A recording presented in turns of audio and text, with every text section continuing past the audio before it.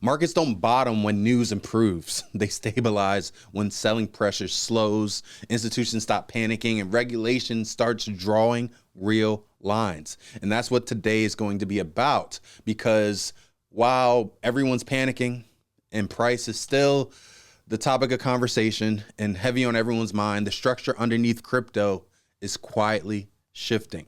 Let's dive in.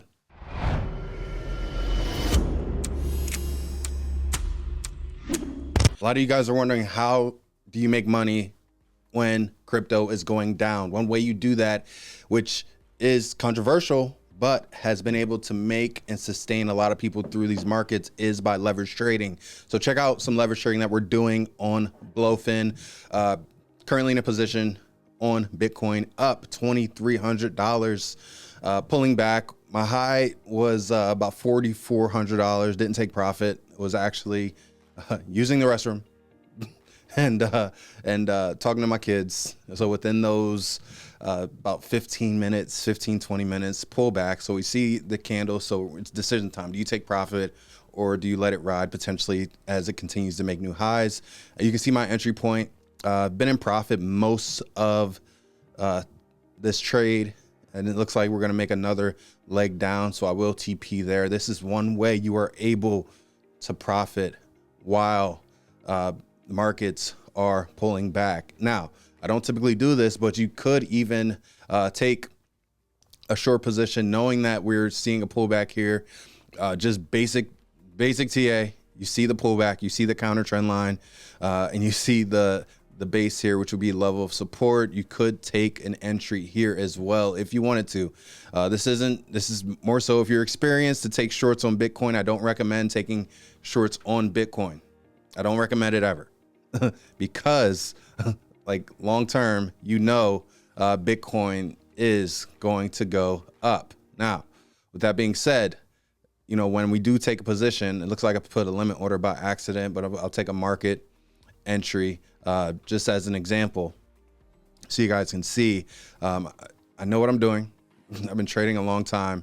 So when I see this and I look at this price action right here, I'm not too concerned, right? I'm not too concerned. See, I'm in profit, up $155 already. But that's a way you can earn for the upside and the downside and in a ton of different market conditions, right? So you see price is pulling back. How do we know it's pulling back? We can see the candles, but also we can just look at basic market structure: higher highs, higher lows, higher high, currently making a higher low. So with that being said, this is a way you can profit on both sides. So here, up $200 already.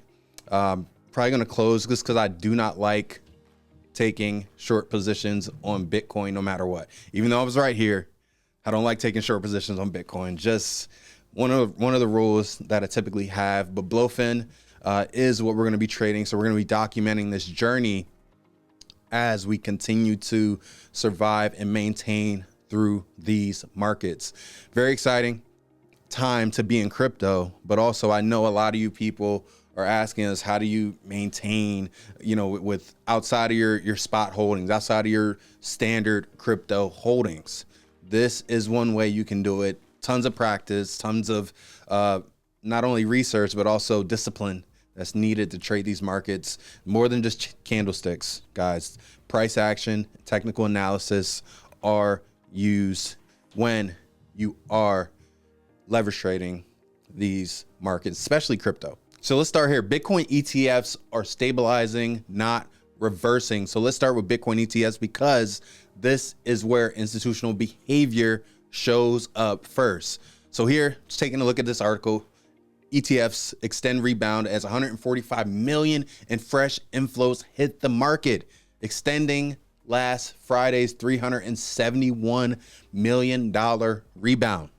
Bitcoin is still hovering near 70,000. As you saw with our trade, it's still within the same range, but the important change isn't the price, it's the flow velocity. So according to CoinShares right here, outflows slowed sharply last week, down to 187 million compared to over 3 billion in the prior 2 weeks. So historically, that deceleration of outflows typically means something very, very bullish.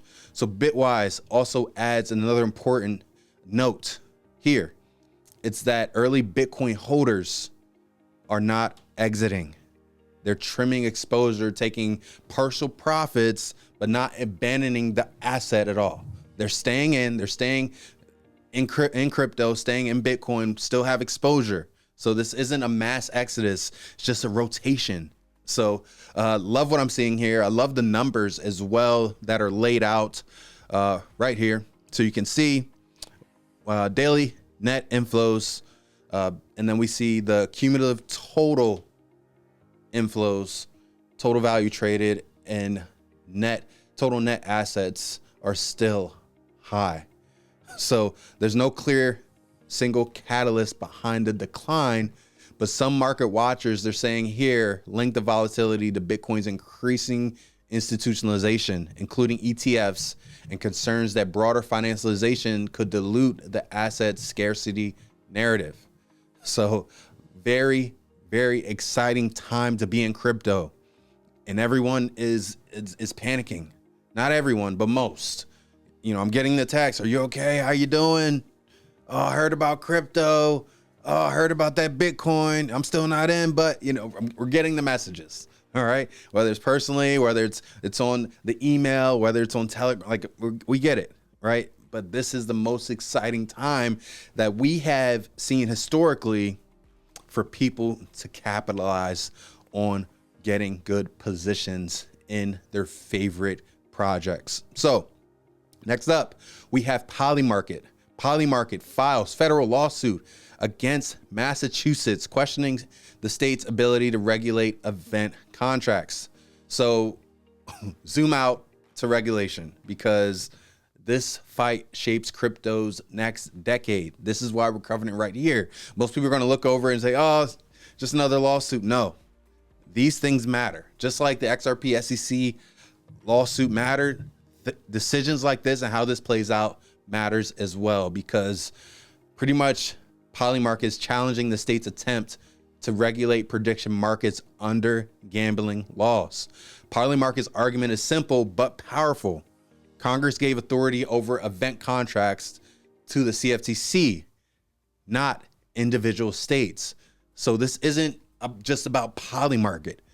It's whether crypto markets are a national infrastructure or are they fragmented state by state experiments. So we're going to be paying attention to this outcome, because this is huge. Because if Polymarket wins, it sets a precedent that federal oversight is superior to state shutdowns. So that's bullish for liquidity, market design, and long-term adoption as well. So we're going to be paying attention to how this plays out. You hear Neil Kumar, who is Polymarket's chief legal officer, says the firm has filed the lawsuit and is pretty much highlighting that argument. Last September, Massachusetts filed the complaint. So this is a little bit ago. And what we're seeing here is the new lawsuit seeks to prevent imminent and irreparable harm arising from Massachusetts enforcement of state gambling laws against a federally regulated derivatives exchange. Big. So this matters. Not too many people are talking about it. We will, and we'll keep you updated on how this plays out. Next up, huge move. Gemini exits a blow for policymakers with UK crypto hub ambitions. So Gemini walks away from the UK, and it's said to be exiting the UK, EU, and Australia, refocusing on the US and Singapore. So this is a blow for UK's long-stated ambition of becoming the crypto hub, the global crypto hub. Why? Because now you're going to have overlapping regimes, incomplete rule books, aka regulation, high compliance costs, year-long timelines, and industry leaders, as we see in this article, are saying the same thing. Capital goes where it can operate with confidence. And right now, the UK framework is still transitional, and that uncertainty is expensive. So It's not really Gemini failing. It's Gemini choosing clarity over complexity and going somewhere where they don't have to spend all this money just to get a maybe, or maybe have to pause how they operate for a clear decision. So crypto firms are no longer chasing flags. They're chasing workable systems. And you're going to see this. Like you have a choice now, because there are countries, there are territories that have no problem embracing crypto, embracing companies like Gemini. So you have a choice. And so you're going to see companies and projects make that choice as well, because no longer do they have to endure. There's options now.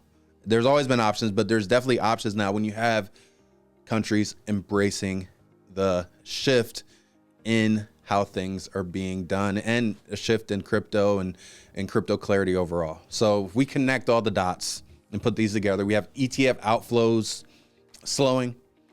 We have early holders trimming but not fleeing. That's what we saw here. And then we have prediction markets asserting federal legitimacy. And then we have firms leaving jurisdictions and making a decision to continue to grow and operate where they can. So weak structures are getting abandoned. People have choices now. So they can move to where there's clear framework and their capital can be deployed and utilized without halting adoption, without halting how they want to grow their market share. So love what I'm seeing here with crypto. And this is all happening with Bitcoin falling, and also with Bitcoin really providing a lot of uncertainty. And there are ways for you guys to endure. And you can see overall crypto doesn't die in drawdowns. It just reorganizes. So we've been through the panic phase, right? The rebuilding phase is quiet. And right now the market is doing something far more important than pumping. It's choosing where it can actually operate. And that's where the gray area is, but also that's where the opportunity is as well. So hope you guys got some value out of this video. Keep moving forward in everything that you do. We'll see you soon.